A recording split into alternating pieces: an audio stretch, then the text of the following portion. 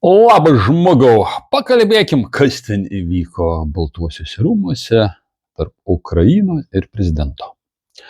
Mano pastovų žiūrovai žino, kad, taip sakant, ant karštų aš nekomentuoju įvykių, nes turi visos emocijos nusileisti į apačią, kad būtų galima su protu tą visą dalyką analizuoti. Tai dėl to aš ir pačių įvykių, kas ten kam ką sakė, dėl ko sakė, ten kažkas kažkur padarė, to viso dalyko nekomentuosiu, o pašnekėkime apie kontekstą, kokioj aplinkoj, jau naudojant paprastus žodžius, vyko tas pokalbis arba turėjo būti pasirašytos kažkokia tai sutartis. Apie irgi aptarsim biškį vėliau. Tarp Ukrainos ir Jungtinių Amerikos valstijų. Situacija yra tokia. Amerika turi naują prezidentą. Naujo prezidento komanda suvokia, kad pas Ameriką yra labai daug vidinių problemų. Apie jas visi mes žinom, kas nežino, galim padaryti atskirą video. Ir jiem tas problemas reikia spręsti. Ir Ukrainos į šitą situaciją Amerikai tai kaip šuniui penktą koją. Kažkaip tai Amerikai reikia iš šito dalyko išeiti, bet amerikiečiai tai jie mėgsta šou, mėgsta, kad jie būtų visą laiką geriausi ir nugalėtojai. Dėl to jiem reikia sugalvoti kažkaip tai gražiai išeiti iš to susitarimo. Ir kaip suprantu, Ukrainos lyderis, Europos lyderis duoda tai Amerikai padaryti, bet jie turi ne šiaip savo išeiti.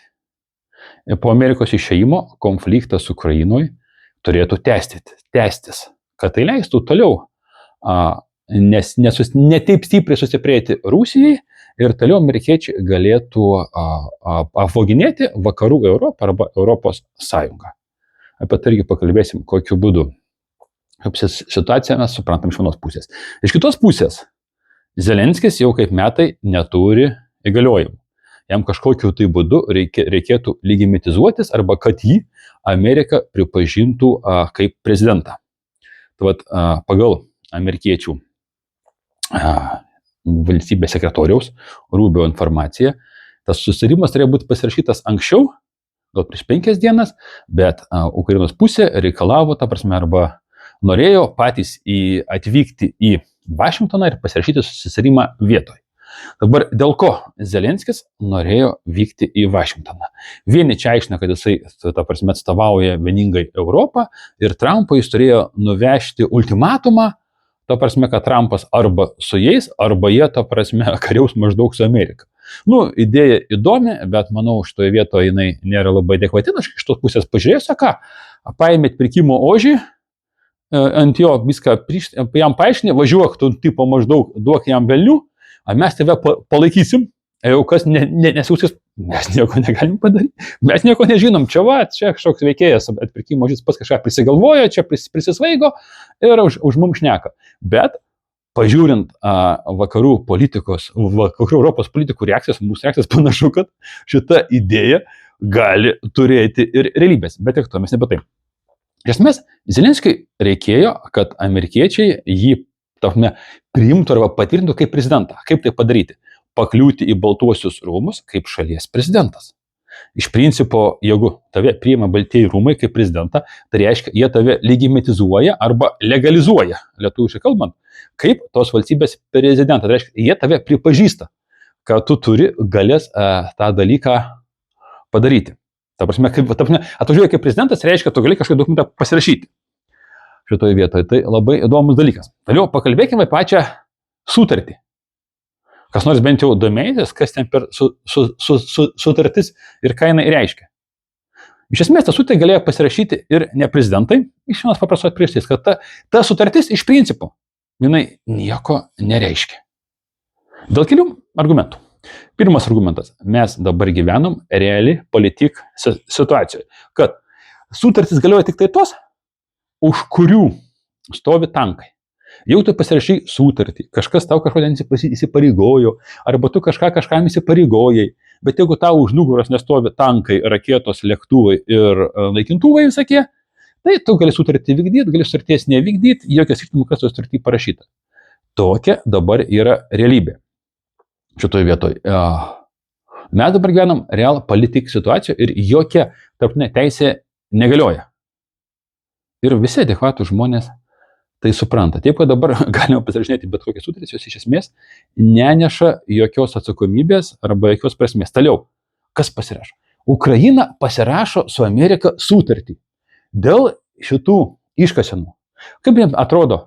Kaip viskas tai atrodo? Kaip jūs įsivaizduojate? Jūsgi pratingi žmonės, jūs galvojate, sutartis reikia kažkas turi pasirašyti, kažkas turi vykdyti, yra objektas, ten mineralai, ten kažkiek retieji metalai, reiškia kažkur turi būti. Aš teisingai suprantu, amerikiečiai kažkas tai, Amerikos vyriausybė arba Amerikos prezidentas pasirašo sutartį su Ukrainos prezidentu dėl metalų, kurie Ukrainoje. Kaip jie? Sudėti gražiai dėžutėse sandėlytai metalai? Ne, man atrodo, šitoje vietoje. Jie kažkur tai yra. Kur jie yra? Velniai žino yra. Ir pradžioje amerikiečiai kalbėjo tik tai apie retuosius metalus. Po to tikriausiai kažkas iš jų komandos narių, ko pas mum jaučiu, nei vienas žurnalistas to nepadarė. Jūs tokie rimti žurnalistai, tai viską ten tyrė, daro, čia rašo viską. Ir nei vienas nesugebėjo nuveiti į Amerikos geologijos tarnybos internetinį puslapį. Ten yra visų valstybių turimi resursai. Ir kai ten nuveini į Ukrainą, supranti, kad nėra ten tiek. Aišku, jeigu nuveini kokią Wikipediją ir po to paėmė biržos kainą, padaugini, po to dar seksualinė fantazija pritrauki, tai gal tuos 500 milijardų ir gausi. Vienas yra dalykas. Antras dalykas yra tas, kad tie mineralai turi, tarkim taip, kelias būsenas. Ką reiškia būsenas? Tai pirma yra, ta prasme, žvalgyba. Yra, ta prasme, prižvalgyta, mes įtariam, ten palydovų nuotraukų, ten dirbtinio intelekto pagalba, ten įvairių technologijų pagalba, mes įtariam, kad va čia turi būti to ir to. Tai jau tada, ir maždaug tiek, jau tada dokumentuose atsiranda, kad tai toj valstybė yra tokių dalykų. Pavyzdžiui, Ukrainoje su šitom dujom, tos, kas dujas vadinasi, kur reikia išgauti iš uolienų. Ten milijardai, trilijonai kubinių metrų, ten jau buvo kiek pasirašytas sutarčių, mes čia išgausim, šėlas ten milijonus investavo. Tada daro gręžinį, antras etapas. Ir paaiškėja, kad ne visada tas dalykas sutampa. Vat kai buvo su dujom, su Shell, man atrodo, Shell kompanija buvo Ukrainoje, ten kažkiek ten kelis milijonus investavo, ir žinot, buvo ten šnekėję, viskas, mes čia tapsime Europos dujų tiekėjų numeris 1, ta prasme. Ukraina visada, apie kokius, kažkada tarp nulinių ir, man atrodo, 10 metų, ir visiems reikia pažiūrėti. Po to pat porą milijonų įkišo pinigų, padarė grėsmės, paaiškėjo, kad tai kad kur mūsų manatkės ir išvažiavo iš Ukrainos. Būna taip, kad neapsimoka išgauti. Aplink Japoniją, kur čia mano, tai Japonija, tenai kažkur tai yra.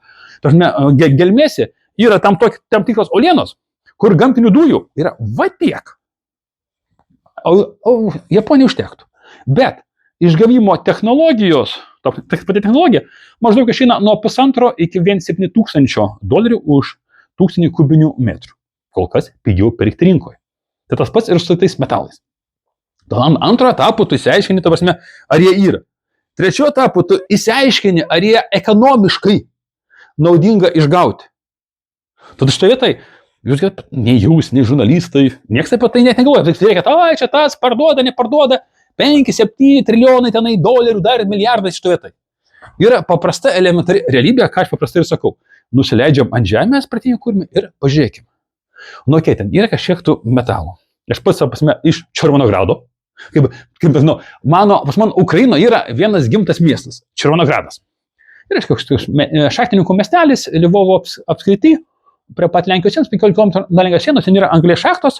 Aš kai 26 metais nuvažiavau pirmą kartą į Ukrainą, ten susipažinau tokių vietinių politikų, jis man ten davė, jau čia net kažkur pas man iki šiol yra popieriniai žemėlapiai Sokalio rajono, nes Červonogradas randasi Sokalio rajone, šitoje vietoje, su geologiniam iškasenom. Ten buvo tuo metu 10 anglies šachtų ir buvo sužymėta, kur ten yra bario, ten magnio, mangano, ten susikiaus tokių šitų medžiagų, bet iki šiol ten nieks tų medžiagų iš tenai ir neišgauna.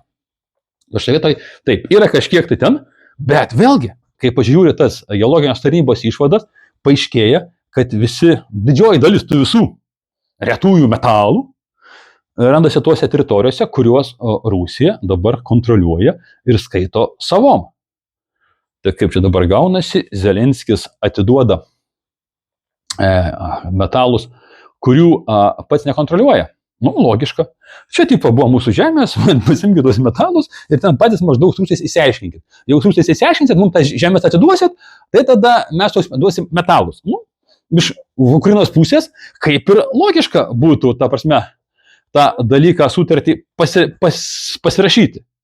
Kodėl ukrainiečiai nepasirašo? Nu, dėl to galbūt jau kažkam tai Zelenskis pažadėjo tuos retuosius metalus. Ir man atrodo, toli eiti nereikia.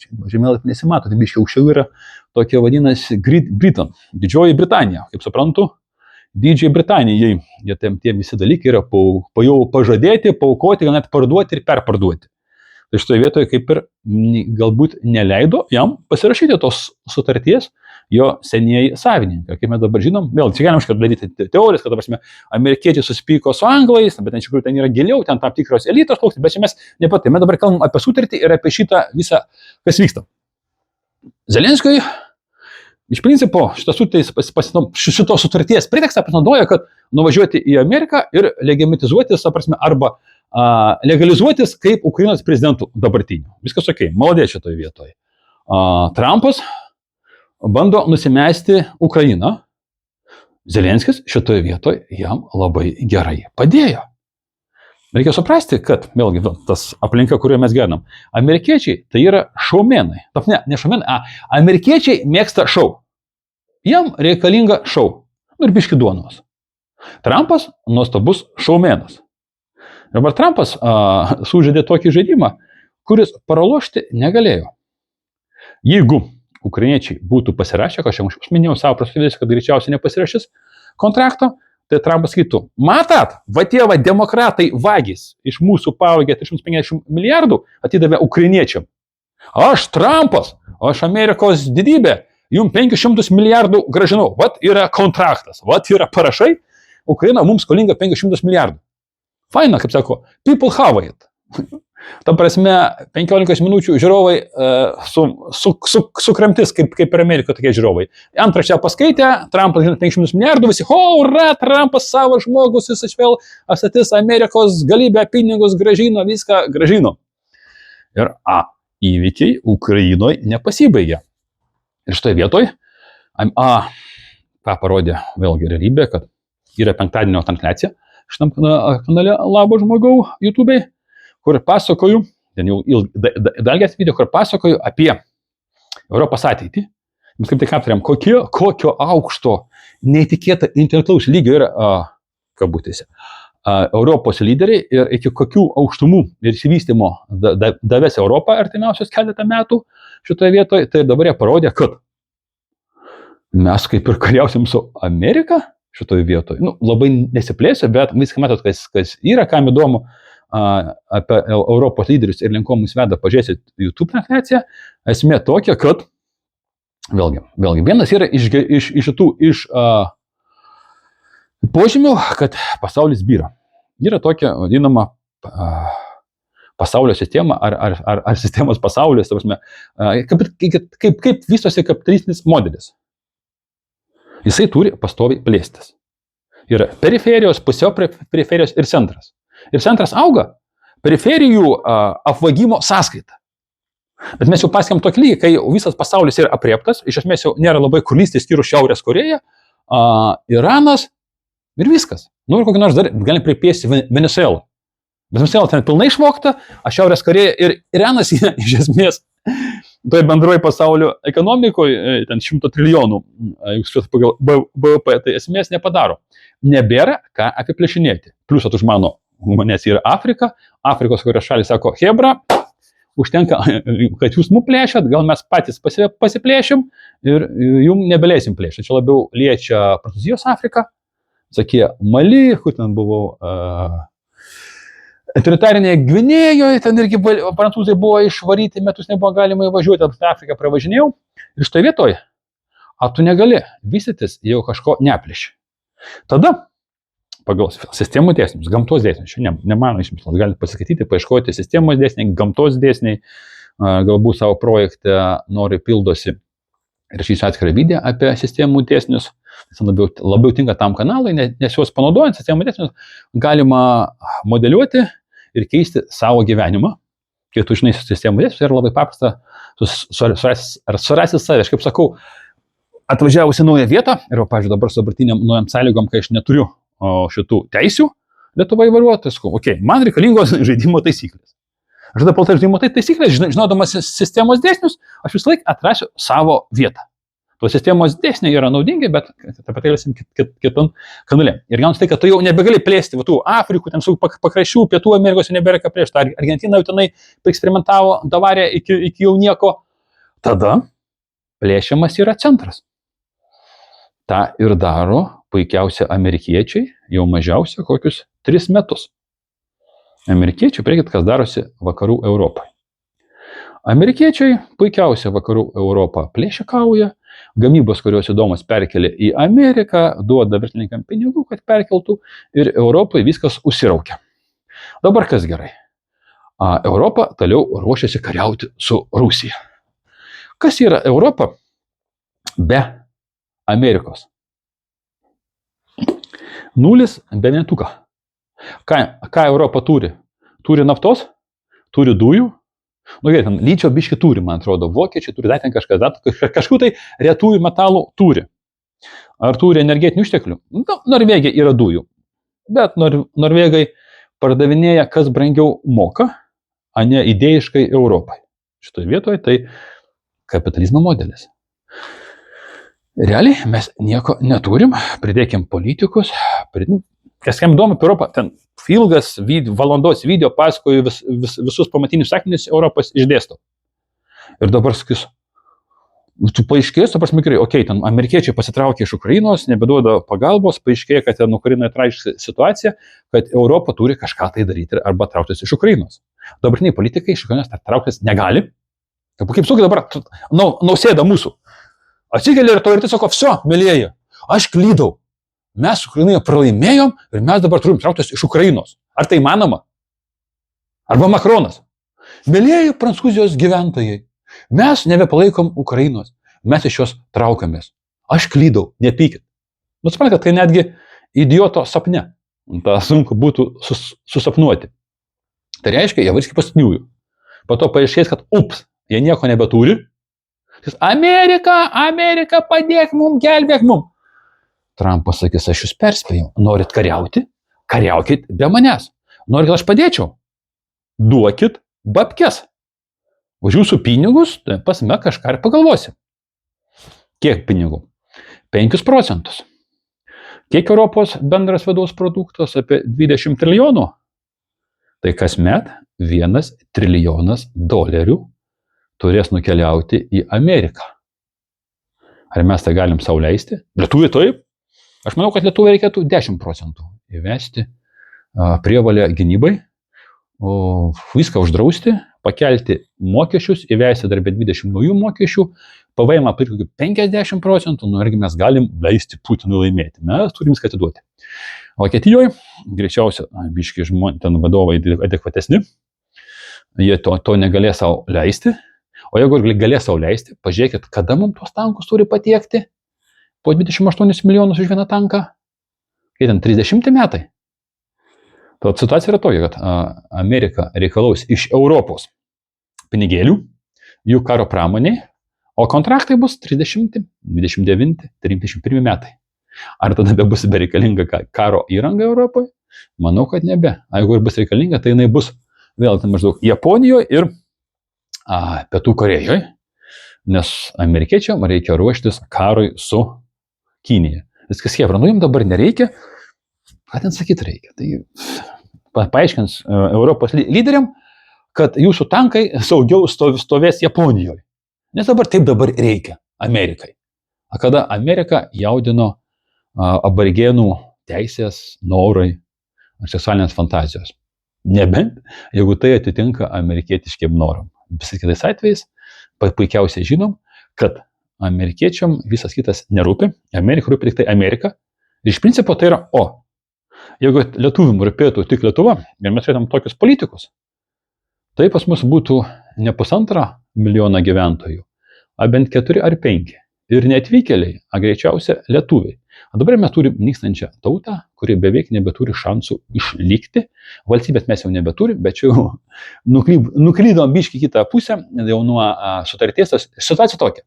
Trumpas nugalėjo šitoje vietoje, vis dabar sukelta galva išeina iš Ukrainos įvykių, Ukrainos laužą palieka toliau degti, Europa ten degina savo resursus, pakeliui dar atiduoda ir Trumpui savo resursus, Putinas po truputį, nu ne Putinas, Rusija, po truputį stiprėja, su amerikiečiais derasi, tarėsi, kaip jie toliau šnekės ir po to pradės derinti naujas gyvenimo sąlygas va šitam gaublį, kuriam mes gyvenam, vadinasi, žemėje.